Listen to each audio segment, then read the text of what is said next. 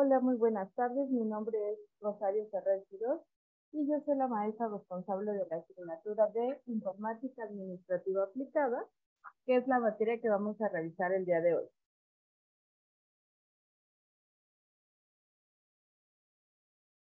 ¿Cuáles son los temas que vamos a tratar? Antecedentes históricos, derechos de autor, aplicaciones del uso de software, seguridad y auditoría en sistemas. Para mí es bien importante conocer el objetivo general de la asignatura porque ya sabemos qué esperar o qué podemos esperar en este proceso de aprendizaje de la asignatura. Bueno, el objetivo general de informática administrativa aplicada es conocer aspectos básicos sobre las aplicaciones del uso de software y sus implicaciones legales, identificando las ventajas del manejo de la información para propiciar un óptimo impacto en la toma de decisiones dentro de una organización. Creo que ya lo han visto en sus primeras actividades donde les pregunta cuál es el uso o los beneficios, ventajas del uso de sistemas de información en alguna empresa. Acuérdense que informática administrativa aplicada, cuando hablamos de informática hablamos de información automatizada. ¿Y para qué nos va a servir todo esto? Pues para tomar decisiones dentro de una organización o para que ayude a la organización a tomar decisiones. Bueno, hablando de lo que son los antecedentes históricos, creo que sí es importante saber cómo es que pasamos de la prehistoria a tener el día de hoy ay, no se alcanza a ver por el fondo. Bueno, un celular, un teléfono, un dispositivo inteligente donde de 10 centímetros tengo todo una computadora, ¿no? Entonces, ¿cuáles son los antecedentes históricos? Bueno, en la prehistoria, todo se genera a través del cálculo. Todo empezó, la tecnología, ¿por dónde fue? Así como el día de hoy ya llegamos con computadoras cuánticas y demás, pues todo tiene un origen y el origen es el cálculo, son las matemáticas. Bueno, ¿y cómo empezó el cálculo o cómo se dio? En la prehistoria se encontraron registros de que el hombre estaba preocupado y ocupado en dominar o en conquistar la Tierra. Digo, el día de hoy ya están con el universo, con la Luna, pero ahorita, bueno, perdón, en la prehistoria era la Tierra. El hombre al vivir en sociedad tiene la necesidad de comunicarse. Cuando se comunica surge otra necesidad, que es la administración. Entonces ellos registraban sus frecuencias, yo me imagino, digo, y esto es a criterio personal, eh, pues que registraban lo que hacían cotidianamente, no sé si tal vez cuando salían de casa o tal vez la siembra. Entonces eran actividades que ellos iban registrando en los huesos de animales. ¿Para qué? Para ir dejando un antecedente. Eso fue en la prehistoria. Incluso hay algunos huesos que traen algunas métricas a lo muy parecidas o que simulan a lo que el día de hoy conocemos como una recta numérica. O sea, realmente era algo ya pensado y estructurado, no nada más como pues ir haciendo rayitas como lo hemos visto en las películas, ¿no? De están en la cárcel y están haciendo rayita por rayita. No, realmente esto ya llevaba una estructura de cálculo.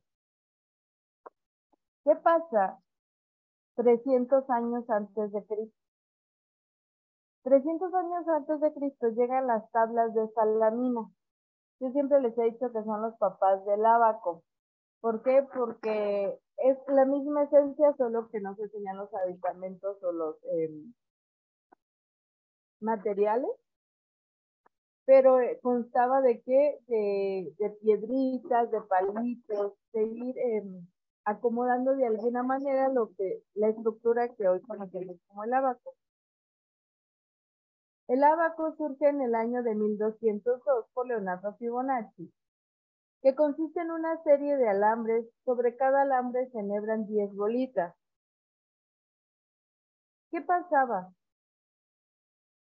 Al principio solamente íbamos registrando frecuencias, pero cuando aparece ya las tablas de Salamina como el ábaco, ahora sí empezamos a trabajar con los cálculos, porque si ustedes recuerdan, si alguno de ustedes lo llegaron a utilizar en la primaria, o si no, bueno, yo su maestra les cuenta. Era para hacer las primeras sumas, las primeras restas, para conocer una decena. Pero ¿qué pasaba? Que llegaba un compañero con la mochila esa donde cargábamos el Atlas de México y tremendas mochilas, y sin querer te tumbaba tu abaco, te caía, o se te resbalaba, o te moviste sin querer la butaca, la banca, ya no sabías cómo iba. Sin embargo, sí sirvió para ir haciendo los primeros cálculos que fueron sumas y restas. Solo es importante destacar que a comienzos del siglo XVI, todo esto que yo les cuento de las tablas de Salamina, del ábaco, se hacía con números romanos. Si ustedes recuerdan cómo se escriben los números romanos, son letras y nos cuesta un poco leerlos. De repente llegamos a ciertos números de ya dudamos un poquito. Bueno, no dudamos, simplemente nos cuesta un poco más de trabajo. Ahora imagínense hacer cálculos con las letras, con los números romanos. Entonces era más complicado y aún así eso no fue el problema. Realmente fue que al momento de hacer el cálculo, el resultado no era tan exacto. Entonces costaba mucho y fue que se decidió pasar al sistema decimal. El sistema decimal es el sistema que hasta el día de hoy utilizamos.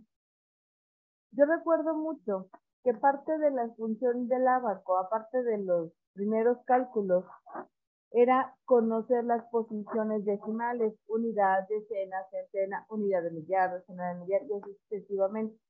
Entonces también para eso servía el ábaco, porque ahora se trabaja, bueno, a partir del siglo XVI, se trabaja bajo un sistema decimal. ¿Para qué? Digo, aparte de que era mucho más fácil, el resultado era mucho más exacto. Que realmente esa fue la finalidad del por qué se hizo ese cambio.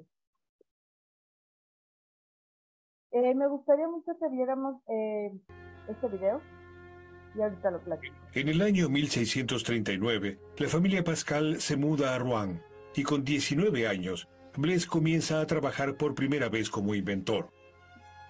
Para ayudar a su padre en su trabajo de empleado de la oficina de impuestos, construye una máquina de calcular. La Pascaline era una máquina de calcular mecánica con la que podían realizarse sumas y restas. Estaba construida con 10 cilindros que se movían mediante ruedas dentadas. Cada uno de ellos reunía 2 series de números. Con ayuda de una especie de aguja se podían ajustar los números en los cilindros. Por lo tanto, si se quería calcular 5 más 7, se ajustaba 5 y se seguía girando 7 posiciones. Si el cilindro seguía rodando hasta el 9, una pieza en forma de U tomaba el cilindro de decenas adyacente y lo giraba a una posición. Ahora solo restaba leer el resultado. 12.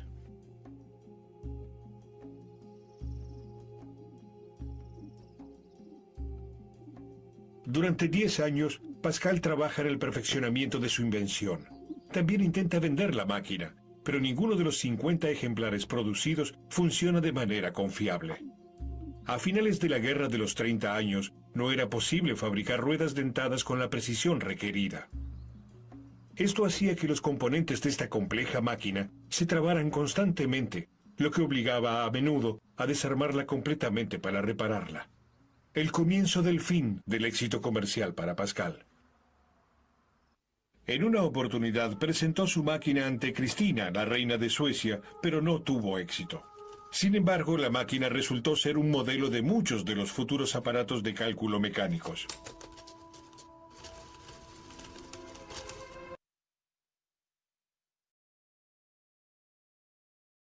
Cuando vemos este video siempre es el, bueno, si no fue funcional, más bien si no fue exitosa, porque funcional si no fue. Si no fue exitosa porque aparece en los libros, porque aparece como un antecedente. Sencillo, porque una, fue la primera máquina mecánica y otra cosa. ¿Se acuerdan que ahorita le estaba platicando del abaco, que si alguien te lo tiraba o se caía, pues ya no sabías en dónde te quedaste y era necesario volver a empezar el cálculo? Bueno, la pascalina te permitía reservar el resultado.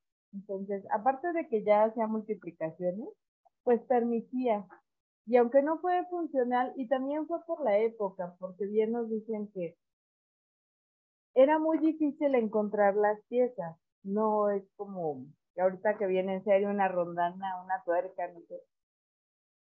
La verdad es que era artesanal casi todo y por lo tanto no tenían como las medidas tan exactas y se trababa constantemente. Y el hecho de que se trabara era necesario desarmar y armar completamente. No todas las personas tenían la capacidad que tenía Blaise Pascal para armar y desarmar. Digo, el día de hoy tenemos una calculadora. Ay, creo que, ay. Tenemos una calculadora que si por algo no funciona, a veces ni siquiera nos detenemos a la pila de, ay, no, déjame ir por otra calculadora. Son muy accesibles, son muy asequibles. Hablando de una calculadora normal, bueno, tradicional, no normal, tradicional, perdón. Es muy fácil conseguir otro.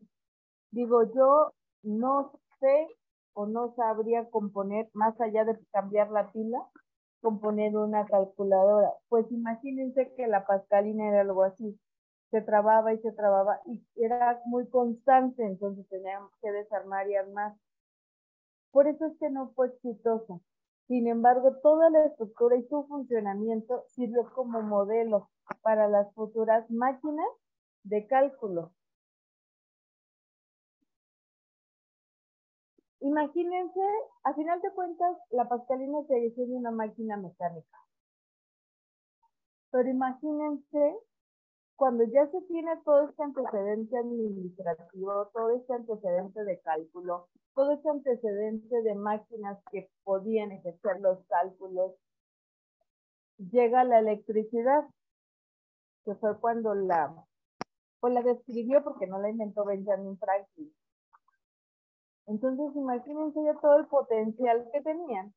¿Para qué? Porque ahorita vamos a ver la generación o la historia de las computadoras. Me gusta mucho remarcar que no hay una única generación, porque algunos autores van más de la mano o se apegan más con las tareas y funcionalidades que tenía cada computadora. Cuando ya veían que, bueno, había aumentado su capacidad, que así que ya era multitarea, que podías hacer eso, ya hablaban de otra generación. Pero al mismo tiempo iban acompañada de que los componentes con que estaban fabricadas esas máquinas habían cambiado, los cuales permitía tener velocidad, tener mayor capacidad de almacenamiento. Y al ir haciendo todo eso, aplicaron la nanotecnología, que cada vez los dispositivos se fueron haciendo más pequeños. Al ser más pequeños, eran más potentes, entonces eran más fáciles de adquirir, eran más llamativos o porque las primeras máquinas solo hacían cálculos y las podían mantener las grandes empresas porque eran máquinas donde eran engranajes y fierros que necesitaban habitaciones completas, entonces su mantenimiento era muy costoso como para tenerlas en casa. Cuando llegaron a casa, cuando se hicieron multitareas, cuando podías procesar, tenías un procesador de palabras, un Word, donde podías hacer presentaciones, donde podías empezar a hacer gráficos, entonces ya eran más llamativas o interesantes para un núcleo familiar. y aparte eran más accesibles, ya eran portátiles. Pero bueno, me gustaría que viéramos la historia y ahorita continuamos. La ciencia de la computación es relativamente nueva. Surge con el desarrollo de la mecánica y la industria a principios del siglo XX. Por un ratito, piensa en todo lo que puede hacer un computador. Exacto, los computadores muchas veces hacen cosas de humanos. Calcular, memorizar, moverse, enviar correos, jugar. Pero para lograr esto es necesario que una persona le diga exactamente qué, cómo y cuándo hacerlo. O sea, lo programe. Si los computadores y los programas trabajan juntos, la programación en realidad se trata de dar órdenes. Pero, ¿cómo llegamos a la informática de hoy? La historia es larga, desde el ábaco hace más de 4000 años, pasando por un comerciante de textiles que, en 1800, demostró que las máquinas podían ser controladas por sistemas binarios al ordenar códigos de ceros y unos para dar instrucciones a un telar. Harta agua ha pasado bajo el puente hasta hoy. La historia es muy interesante. Detengámonos en 1936, cuando los científicos Turing y Church plantearon que una máquina era capaz de resolver cualquier problema matemático que pudiera representarse a través de un algoritmo. Esto cambió, de verdad, la historia de la humanidad, porque permitió desarrollar el primer computador, el tataratatarabuelo del computador que tú estás usando ahora. Así, basado en ese modelo, nació en Inglaterra el primer computador capaz de ejecutar programas almacenados. ¿Recuerdas qué edad tenías cuando aparecieron los smartphones y los tablets? Muy bien, pero para llegar hasta ellos se debió pasar por varias generaciones de computadores que permitieran alcanzar ese nivel de desarrollo tecnológico. La primera, en los años 50, permitía que los procesos mecánicos se convirtieran en eléctricos, ahorrando tiempo y espacio. Aquí nace el lenguaje de máquina. En ese momento nace el tataratatarabuelo de la computación moderna. La segunda generación, el tatarabuelo, aparece en los 60, con el transistor, que permitió el desarrollo de circuitos, mejorando el rendimiento de los computadores. A mediados de los 60 llega la tercera generación, con el desarrollo de los chips, que consumían menos energía y redujeron notablemente el tamaño de los computadores. El bisabuelo de tu computador seguía siendo manejado solo por ingenieros, físicos y matemáticos en las grandes compañías. La cuarta generación, en los años 70, está marcada por la aparición del microchip y el desarrollo del microprocesador que pusieron los computadores personales al alcance de todos. El abuelo de tu computador empezó a ser usado en empresas más pequeñas e incluso en las casas. La quinta generación nace entre los 80 y 90, con los sistemas operativos de interfaz gráfica y la aparición de Internet, y probablemente fue cuando tus padres tuvieron, por primera vez, un computador enfrente. Como ves, la evolución de los computadores se debe a un gran proceso de investigación para desarrollar la inteligencia artificial, para que las máquinas puedan pensar por sí mismas. Hoy deberíamos estar pasando por una sexta generación, con tu notebook, smartphone o tablet. Aunque ese cambio de generación no se ha definido con exactitud, lo que sí está claro es que ahora es el usuario, o sea tú, el que puede tomar el control de su máquina. Ya no solo somos usuarios pasivos de nuestros computadores, ahora también podemos decidir, diseñar y programar nuestras propias aplicaciones. ¿Cómo hacerlo? Bueno, simplemente podemos usar herramientas de las ciencias de la computación, una disciplina que se viene estudiando hace ya medio siglo. ¿Cuáles son sus materias? Teoría de la computación, algoritmos y estructuras de datos, metodología y lenguajes de programación, arquitectura de computadoras, software, inteligencia artificial, redes y telecomunicaciones, sistemas de bases de datos, interacción persona-computador. La computación es el pilar de la actual era de la información. Gracias a ella podemos usar Internet, saber qué contiene el genoma humano, podemos ver imágenes hechas por computador en televisión, cine, publicidad, la animación y los videojuegos. Esta misma presentación. Incluso tienes la posibilidad de programar y crear tu propio software. Como ves, la informática es algo que se seguirá desarrollando y tú puedes ser parte de ese futuro. Creo que ya pudimos ver a grandes rasgos cómo se diferencia de una generación a otra. A mí me queda claro que después de lo que fue pandemia, después del COVID, ya hay otra generación, porque las personas que no estaban preparadas para tener ese contacto con la tecnología como tal, que era de, a mí llámame porque no sé mandar mensajes ni nada. Cuando se toparon con esa situación de hay que tomarle fotografía y mandarla por un chat a las maestras, tienen que hacer videos con sus hijos, tienen que videollamadas para atender el trabajo. De alguna manera creo que todos tuvieron que compartir estos recursos que tal vez veíamos así como muy ajenos, ¿no? Entonces creo que sí hay una generación o que se creó, perdón, una generación a partir de pandemia. Porque si ustedes en algún momento, por ejemplo, ya le preguntan a alguien, oye, ¿sabes qué es una videoconferencia, una videollamada? Creo que todos saben.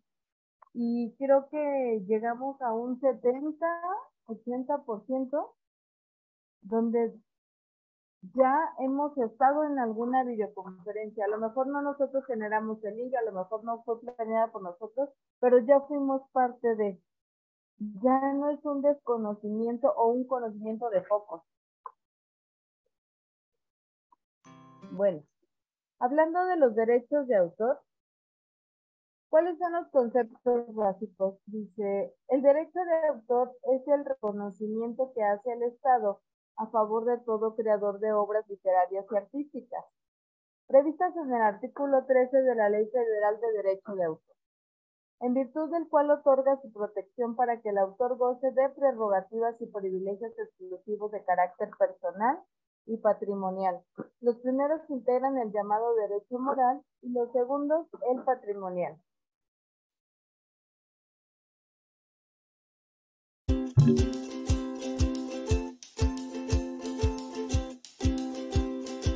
Todo comienza cuando una idea se concreta en un proyecto y da como resultado una obra.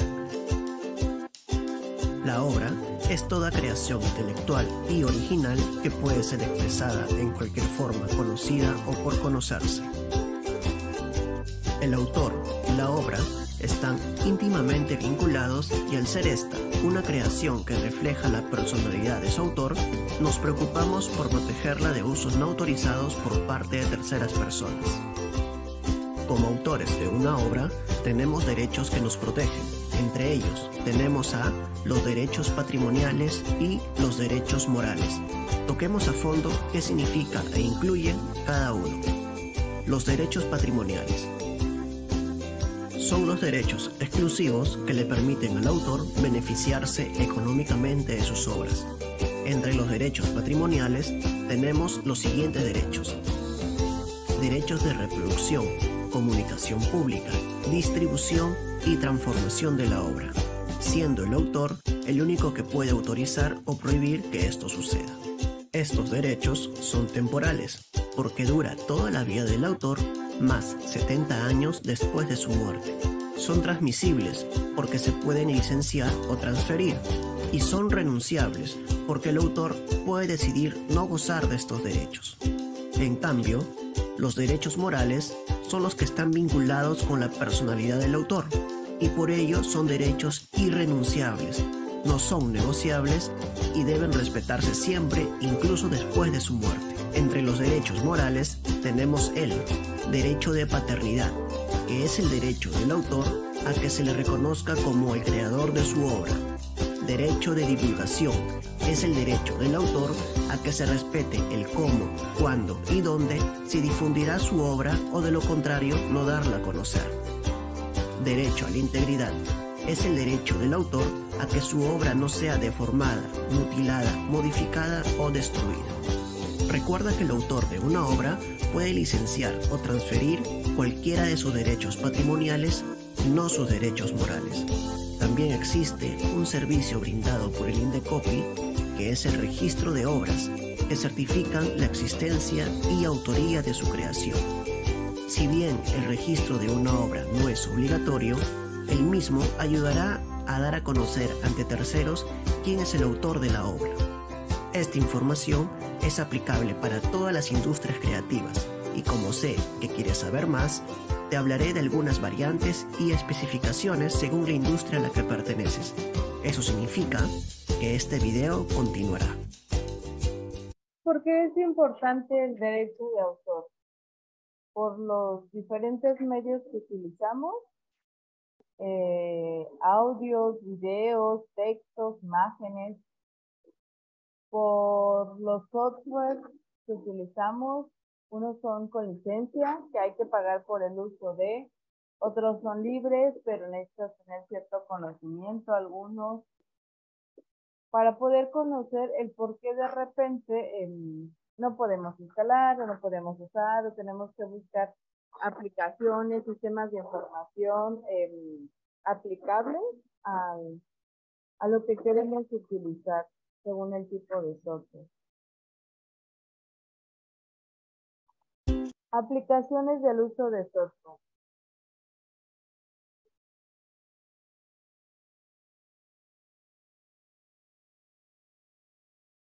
Hola amigos, bienvenidos al canal. En este video vamos a ver el segundo tipo de software, que es el software de aplicaciones. Recuerden que este video es parte de una serie de videos que estoy haciendo y si quieren ver todos estos videos, se los dejo aquí en un link. Bueno, el software de aplicación es el conjunto de programas escrito por empresas o usuarios individuales o en equipo que instruyen a la computadora para ejecutar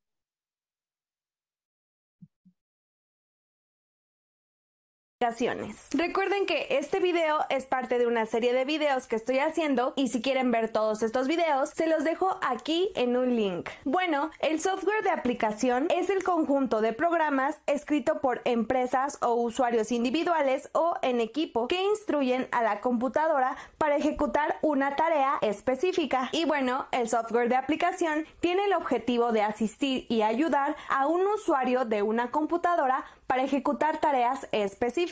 Y voy a poner varios ejemplos de software de aplicaciones. El más común es el procesamiento de texto y en inglés lo podemos encontrar como Word Processing. Y algunos ejemplos comunes de este tipo de software de aplicación es Word y WordPerfect. Este tipo de software de procesamiento de texto nos permite modificar el texto en cuanto a sus características como grosor, tamaño, tipografía, entre otros. Y bueno, otro tipo de software de aplicación son las hojas de cálculo y los softwares de aplicación más típicas de esta categoría es Excel y Lotus 123. Las hojas de cálculo ayudan a automatizar las tareas tediosas o repetitivas de los cálculos matemáticos y estadísticos y también a generar diagramas y gráficos. Y otro software de aplicación muy común es el software de presentaciones visuales. Y dentro de estas presentaciones visuales, el software de aplicación más común es PowerPoint. Y bueno, otro software de aplicación podría ser Access o Oracle para crear base de datos que ayudan a crear archivos y registros de los datos. Estos softwares, que son los más comunes y muchos más, se pueden comprar por CD o DVD o inclusive bajar de la red de internet. Y para tener estos tipos de software es importante revisar que sea compatible con la computadora y con el sistema operativo. De esta manera, el software de aplicación y el que vimos en el video pasado, los softwares del sistema, como el sistema operativo, son softwares que están relacionados entre sí, de modo que los usuarios y los programadores puedan hacer así un uso eficiente de la computadora. Y bueno, existe una gran diversidad de softwares de aplicación para todo tipo de actividades, desde modo personal, negocios, navegación, hasta manipulación en internet. Y bueno, para resumir todos los anteriores videos, podemos decir que los lenguajes de programación sirven para escribir programas que permiten la comunicación entre el usuario y la máquina, es decir, la computadora. Y los programas traductores, como los compiladores o también llamado intérpretes, convierten las instrucciones escritas en lenguaje de programación en instrucciones escritas en lenguaje máquina 0 y 1 bits, que es el lenguaje que entiende nuestra computadora. Y bueno, también es muy importante diferenciar entre el acto de crear un programa, un software, y la acción de la computadora cuando ejecuta las instrucciones instrucciones del programa. Es decir, la creación del programa se hace inicialmente en papel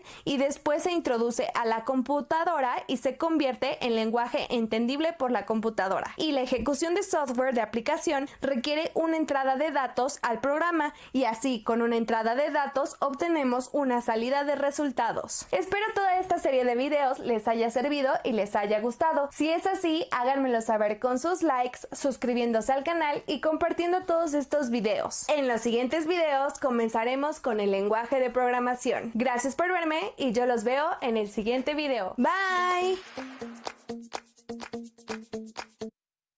¿Para qué nos van a servir todo estos sistemas o estos software? Desde un inicio les platiqué o les comenté que informática es información automatizada. Entonces, el uso de estas aplicaciones justamente es para poder tomar decisiones, para poder procesar la información mucho más fácil, para revisar análisis, pero sobre todo, y creo que todo se centra en la toma de decisiones.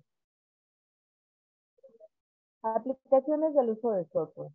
Facilita el manejo de la información de forma precisa y oportuna. Digo, es importante. Si estos 6 puntos no los cubre cualquier aplicación, creo que no está funcionando para la organización. 2, análisis de información en tiempo real. Es decir, yo siempre les he dicho, o cuando trabajo con bases de datos, si tu base de datos no te permite sacar reportes, análisis, informes, da lo mismo que tengas almacenado cientos y cientos de gigas o miles de gigas de información. Es eso y nada es lo mismo. Si no te permite hacer un análisis, no sirve de nada. 3, elimina datos y operaciones innecesarias para agilizar procesos. 4, predicciones futuras. 5, al optimizar la gestión de los procesos, aumenta la productividad de los empleados. 6, ayuda a mejorar la contabilidad y las ventas. Seguridad y auditoría en sistemas. 7 pasos para la auditoría de seguridad de sistemas. Paso número 1. Seguridad física. Este hace referencia a las barreras físicas y mecanismos de control en el entorno de un sistema informático para proteger el hardware de amenazas físicas. La seguridad física se complementa con la seguridad lógica. Cuando hablamos de proteger el hardware de amenazas físicas, nos referimos a las producidas por el hombre o la naturaleza, entre ellas los desastres naturales, los incendios incidentales, la humedad e inundaciones. También amenazas ocasionadas involuntariamente por personas o acciones hostiles como el robo, fraude o sabotaje. Cerrar con llave el centro de cómputo, tener extintores para eventuales incendios, instalación de cámaras de seguridad, contar con guardia humana, realizar un control permanente al sistema eléctrico de ventilación y, sobre todo, realizar las copias de seguridad en dispositivos externos a los que tenemos guardada la información son algunas de las acciones de seguridad física que pueden funcionar. Seguridad de redes. Si bien la seguridad física es importante, no menos lo es la seguridad de las redes. Debemos tener en cuenta que en los entornos multiusuario, el sistema está más propenso a ataques externos. Aquí debemos tener en cuenta si la red física es segura o está en peligro de conexión no autorizada, quién, además del personal autorizado, podría tener acceso a la red, se conoce y se confía los puntos donde se gestionan las conexiones, tenemos los demás sistemas de la red física securizados, qué tan vulnerable es nuestro sistema y verificar si el tráfico de red es aprobado o no. Protocolos de servicio. El protocolo de servicio consiste en la elaboración de una lista de chequeo de auditoría en el que se analice todo el software instalado en las máquinas, versiones de los programas, si están licenciados o no, si se cuenta con antivirus o no, y al final entregar las conclusiones y sugerencias acorde al resultado arrojado de la lista de chequeo. Las conclusiones ayudan a que se tomen las recomendaciones correctivas o preventivas, si llega que blindará al auditor. Seguridad del usuario. Esta varía mucho dependiendo del sistema que se esté usando. ya que puede ser una máquina a la que acceden pocos usuarios o, por el contrario, un sistema como la app de transacciones bancarias al que acceden múltiples usuarios a la vez. En este último caso, es recomendable desarrollar un método estándar para la creación y mantenimiento de cuentas de usuario en el que se establezcan políticas de uso claro, como por ejemplo limitar la cantidad de recursos a utilizar, los inicios de sesión y cantidad de espacio en disco, entre otras. Esto para evitar que por descuidos, sin experiencia y otro factor, se llegue a acabar con el sistema o la información. Almacenamiento de datos de seguridad. ¿Dónde se almacena? ¿Cómo se almacena? ¿Qué tanta cantidad de espacio se tiene? Esto es importante conocerlo para evitar la pérdida de este activo valioso por la inyección de virus mediante la inserción de dispositivos externos como memorias USB u otros. Contraseñas. En muchos casos es común encontrar contraseñas muy frágiles, como por ejemplo el nombre de la persona seguida de la fecha de nacimiento, el nombre de los hijos, de la esposa, el esposo, el nombre del perro o del gato. Y esto representa un riesgo elevado de vulneración en cualquier sistema. Aquí es importante que se siga al pie de la letra las recomendaciones para la elaboración de las contraseñas con la que cuente la empresa, o en el caso de que no se cuente, que se establezca un método a criterio del auditor, pero que se mantenga siempre, porque muchas veces la pereza nos gana y terminamos haciendo caso omiso a las recomendaciones y después perdemos. Administración del sistema. Aquí el administrador de la información, en este caso el administrador de la base de datos, debe mirar constantemente si se presenta algún tipo de anomalía en la misma o si se han presentado algunas vulnerabilidades. Esto en cuanto a la base de datos. Pero si es en el servidor, pues es recomendable mirar los visores de sucesos con los que éste cuenta. Todo con el único fin de evitar la pérdida de información.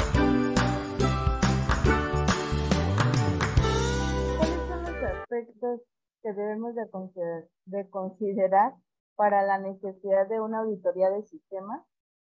La auditoría informática está directamente relacionada con la complejidad de la organización, la cual se puede medir principalmente en base a su tamaño y a la cantidad de información que maneja. Algunas situaciones que justifican la realización de una auditoría de sistemas son crecimiento de la organización. Supongamos que la tenías pensado para, no sé, empezar tu organización con 4 nodos, y se me hace mucho pero 4 nodos son tus estaciones de trabajo. Pero la verdad es que en un año de 4 nodos tuviste la necesidad de pasar a 20. La verdad es que es un mundo de diferencia. Entonces, ¿qué hay que revisar? A ver, ¿qué conviene? Y por ejemplo, yo creo que entre los 20... ¿qué tipo de red debo de meter? O sea, ¿qué información manejo? ¿Ya qué volumen de información manejo? ¿Quién accesa a esa información? ¿Quién alimenta esa información? Creo que todas esas cosas, ¿dónde voy a almacenar la información? Porque muchas veces nos encasillamos como a que no le pase nada a mi equipo, tiene antivirus. Sí, hay otras causas externas que no podemos controlar, pero que sin embargo ahí está, ¿no? Que si donde estoy físicamente se moja, ¿qué pasa si me quema algo? ¿Qué pasa si hay o sea, lo que sea, todo, más bien, todo, tanto el interno como el externo se debe considerar. Sistemas obsoletos, a lo mejor ser una empresa mediana, se mantiene, digamos que en el mismo nivel, pero bueno, se ha ido actualizando. ¿Qué conviene más? ¿Cambiar el sistema de información, cambiar las aplicaciones, el equipo? ¿Qué te implica? Ahí es cuando debes de evaluar o de validar qué conviene más. La falta de controles. Bueno, hasta aquí fue mi presentación. Cualquier duda o comentario me lo pueden hacer llegar un día a través de la plataforma o mediante mi correo rfred@unisam.edu.mx. La verdad es que llevan un muy buen avance en la plataforma. No he visto mayor complejidad, creo que van muy bien, pero de igual forma siempre en sus retroalimentaciones les reitero que estoy pendiente de cualquier duda o sugerencia. Muchas gracias.